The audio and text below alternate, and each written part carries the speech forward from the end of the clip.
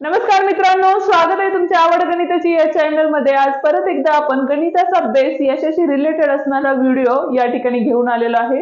व्हिडिओचं नाव आहे आपलं equation in one variables. ते कसे सॉल्व्ह करायचे हे आपण आजच्या व्हिडिओमध्ये बघणार आहे। त्याच पद्धतीने क्लास 8 च्या मुलांचा हा लेसन आहे जो आहे इक्वेशन इन वन व्हेरिएबल्स। त्याचंही इंट्रोडक्शन आपण आज या ठिकाणी करणार आहोत, कारण हा जो व्हिडिओ आहे तो बेसिकली सगळ्याच मुलांसाठी इम्पॉर्टंट आहे। त्यामुळे व्हिडिओ स्किप करू नका, कारण व्हिडिओच्या सुरुवातीला आपण सिंपल एक्झाम्पल्स बघणार आहे आणि व्हिडिओच्या नंतर म्हणजे पुढच्या भागात आपण काय करणार, पुढचा भाग म्हणजे याच व्हिडिओमध्ये नेक्स्ट जे एक्झाम्पल्स असणार आहेत ते थोडे हार्ड असणार आहेत आणि ते हार्ड एक्झाम्पल कसे सॉल्व्ह करायचे तेही आपण आज बघणार आहे। त्यामुळे व्हिडिओ स्किप न करता व्हिडिओ पूर्ण बघा, त्यामुळे तुम्हाला ज्या बेसिक आणि छोट्या छोट्या गोष्टी आहेत त्याची जी कन्सेप्ट आहे ती पूर्णपणे क्लिअर होईल। तर मग चला स्टार्ट करू आजच्या व्हिडिओला। पण त्याआधी तुम्ही चॅनलवर नवीन आणि पहिल्यांदाच असाल तर चॅनलला नक्की सबस्क्राइब करा, बेल आयकॉन दाबा, जेणेकरून आपल्या नवीन आलेल्या व्हिडिओची नोटिफिकेशन तुम्हाला लवकरात लवकर मिळेल। चला मग स्टार्ट करू आजचं लेक्चर। आज आपण बघतोय इक्वेशन इन वन व्हेरिएबल्स। आता वन व्हेरिएबल्स म्हणजे काय, ज्या वेळेला आपल्याला एक्स वाय व्हेरिएबल्स यूज केले जातात आणि त्या इक्वेशन मध्ये फक्त एकच व्हेरिएबल अवेलेबल असतं आणि त्याची जी व्हॅल्यू आहे सॅटिस्फाय आन्सर त्या व्हेरिएबलचं ते आपल्याला काय करायचं असतं, फाइंड आउट करायचं असतं। ते आता कसं फाइंड करायचं ते आपण बघूया। आता पहिलं जे एक्झाम्पल आहे त्यामध्ये काय दिलेलं आहे बघा आपल्याला, तर x + 4 = 9 दिलेलं आहे। हे एक्झाम्पल सॉल्व्ह करण्याच्या दोन मेथड्स आहेत, एक आहे सिंपल मेथड आणि दुसरी आहे डायरेक्ट मेथड। ओके, म्हणजेच काय, जर बघा आपण दोन्ही मेथड बघूया। इन केस या ठिकाणी बघा x + 4 आहे आणि या ठिकाणी काय आहे 9, बरोबर। व्हेरिएबलशी रिलेटेड असणारा नंबर हा काय आहे तर +4 आहे, त्यामुळे डायरेक्टली आपण काय करणार आहे, बोथ साइडला -4 करणार आहे। ठीक आहे, सबट्रॅक्ट 4 बोथ साइड। ठीक आहे, रिझन या ठिकाणी आपल्याला राईट करायचं असतं। त्याच्यानंतर बघा या ठिकाणी +4 आणि -4 होतं, त्यामुळे गेट कॅन्सल झालेलं आहे आणि राहिलं काय तर x = 9 मधून 4 गेले, 5 राहिले, म्हणजे याचं जे आन्सर असणार आहे ते काय असणार आहे, 5 असणार आहे, बरोबर।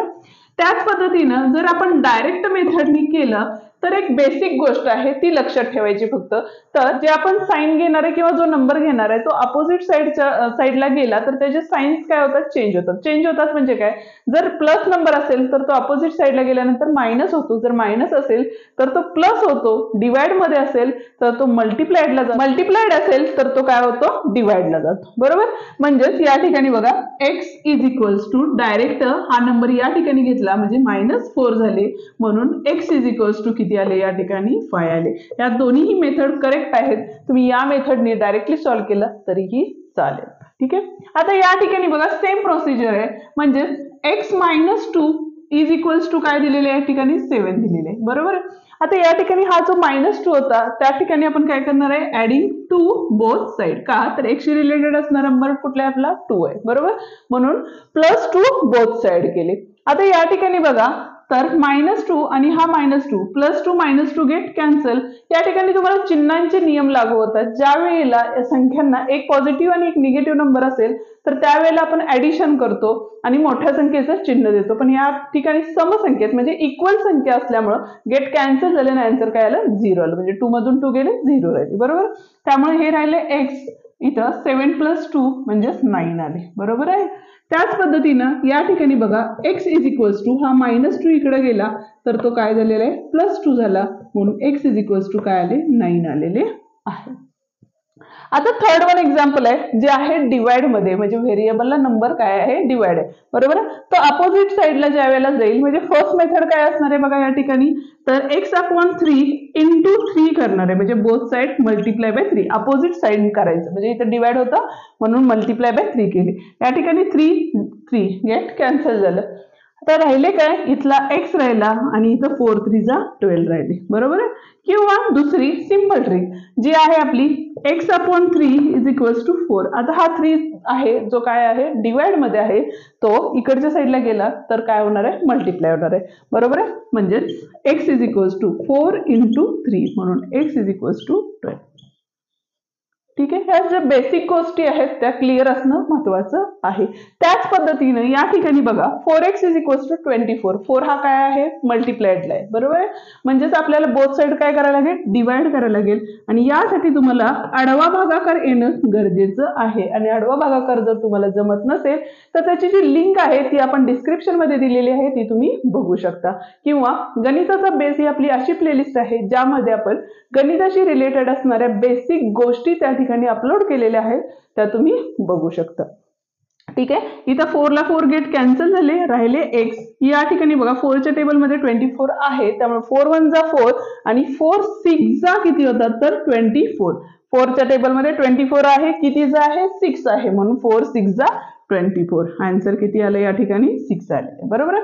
किंवा direct x is equals to 24 हा 4 मल्टिप्लाइडला होता, डायरेक्ट अपोजिट साइडला गेला, डिवाइड मध्ये झाला, म्हणजे x इज इक्वल्स टू 6 हे आन्सर असणार आहे. आता याच्यापेक्षा थोडेसे हार्ड एक्झाम्पल कसे सोडवायचे, जे ब्रॅकेट्स मध्ये असतात वगैरे ते कसे सोडवायचे ते आता आपण बघूया. आता या ठिकाणी बघा एक्झाम्पल थोडे वेगळे आहेत. काय सांगितलेले बघा, 2 into bracket x minus 3 is equals to 3/5 into bracket x plus 4 दिलेले, बरोबर आहे.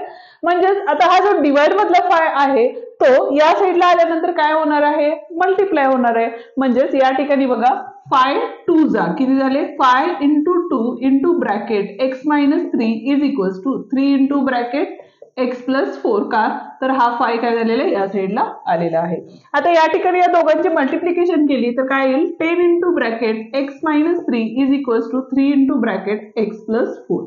आता ब्रॅकेट मल्टिप्लिकेशन म्हणजे ब्रॅकेट सोडवून घेऊया पहिल्यांदा, जेणेकरून तुम्हाला पुढचं एक्झाम्पल इझी जाईल. म्हणजे फर्स्ट काय करणार आहे, 10 नी x ला मल्टिप्लाय केलं तर 10 इंटू x 10x झाले. त्याच पद्धतीने 10 नी 3 ला मल्टिप्लाय केलं तर 10 3 जा 30 आले. पण मल्टिप्लिकेशन मध्ये एकाचं जरी साइन मायनस असेल तरी आन्सरला मायनस साइन येतं. इज इक्वल्स टू ह्या 3 नी x ला मल्टिप्लाय केलं तर या ठिकाणी x आले, त्या 3 नी 4 ला मल्टिप्लाय केलं तर 12 आले. दोघांचे साइन पॉझिटिव्ह आहे त्यामुळे या ठिकाणी काय झाले, पॉझिटिव्ह आले, बरोबर.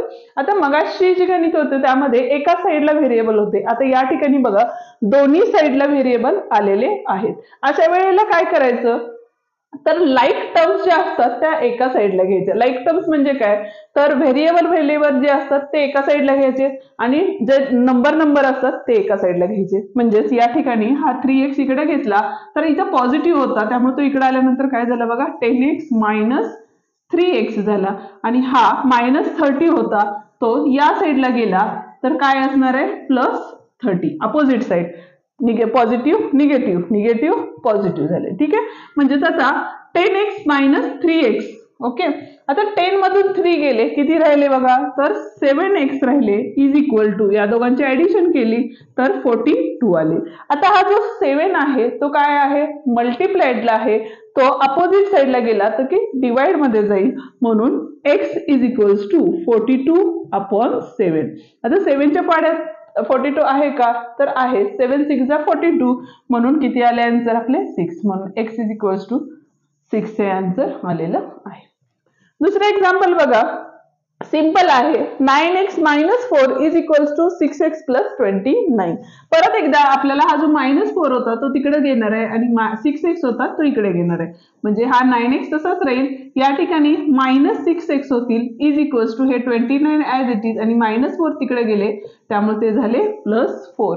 टर्म केअरफुली ट्रान्सफर करा म्हणजे लक्षात राहतील. ठीक आहे, 9 मधून 6 गेले, 3x राहिले इज इक्वल्स टू 29 प्लस 4 म्हणजेच किती आले बघा तर 33 आले. ओके, म्हणजेच x इज इक्वल्स टू 33/3. का तर हे 3 मल्टिप्लाइडला होते, इकडे गेले डिवाइड झाले. ओके, अपोजिट साइड्स म्हणजे डिवाइड केले, 3 1 जा 3 1 जा, म्हणजेच x इज इक्वल्स टू किती आले या ठिकाणी 11 आले आहेत. आता बघूया थोडेसे पुढचे एक्झाम्पल. आता या ठिकाणी बघा काय सांगितलेलं आहे तर x minus 7 upon x minus 2 is equals to 5/4 दिलेले, बरोबर आहे.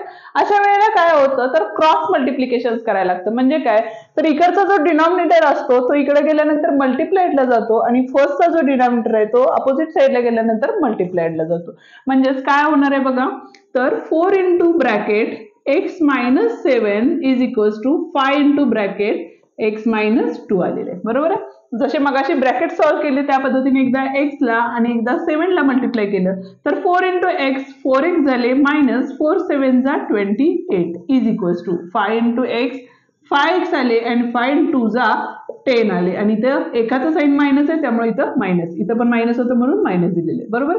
आता लाईक टर्म्स आपल्याला काय करायचे वन साइड घ्यायच्या आहेत. म्हणजे हा 4x याच ठिकाणी राहिला 5 इकडे आला म्हणून मायनस 5x झाला. हा मायनस 10 ॲज इट इज तसंच राहणार आहे. मायनस 28 होते ते काय झाले या ठिकाणी प्लस 28 झाले. ओके. तर या ठिकाणी बघा प्लस मायनस मायनस आणि बिगेस्ट नंबरचा साईन देतो आपण. बिगेस्ट नंबरला मायनस साईन आहे त्यामुळे आन्सरला मायनस येणार आहे म्हणजे मायनस 1x आली बरोबर. या ठिकाणी पण प्लस मायनस मायनस बिगेस्ट नंबरला पॉझिटिव्ह साईन आहे त्यामुळे आन्सरला काय असणार आहे पॉझिटिव्ह साईन असणार आहे. म्हणजे 28 मधून 10 गेले तर 18 राहिले बरोबर. आता इथं -1 मल्टिप्लाइड होता तो डिवाइड मध्ये गेला तर डिवाइड मध्ये एकाचं जरी साईन मायनस असेल तर आन्सर हे काय असणार आहे आपलं मायनस असतं. म्हणून या ठिकाणी x इज इक्वल्स टू -18 हे आलेलं आहे. ठीक आहे. आता पुढचं बघा एक्झाम्पल. या ठिकाणी डिवाइड मधला नंबर दिलेला आहे. एक तर काय काम करू शकतो आपण ह्या होल इक्वेशनला 3 ने मल्टिप्लाय करू शकतो किंवा हा जो 2/3 आहे अपोजिट साइडला गेल्यानंतर मायनस मध्ये येणार आहे फ्रॅक्शन्स मध्ये येणार आहे आणि ते फ्रॅक्शन्स आपण सॉल्व्ह करू शकतो. कोणतीही मेथड तुम्ही यूज करू शकता. आता या ठिकाणी बघा हा 5a तसंच राहिला हे 4 इकडे गेले -2/3. आता डिनॉमिनेटर सेम आहे का दोघांचा नाही म्हणून या 3 ने याला मल्टिप्लाइड केलं बरोबर. म्हणजे 3 4 जा किती झाले 12 -2/3 3 1 जा 3 डिनॉमिनेटर सेम करून घेतला 5a इज इक्वल्स टू इथं आले आपले 10/3.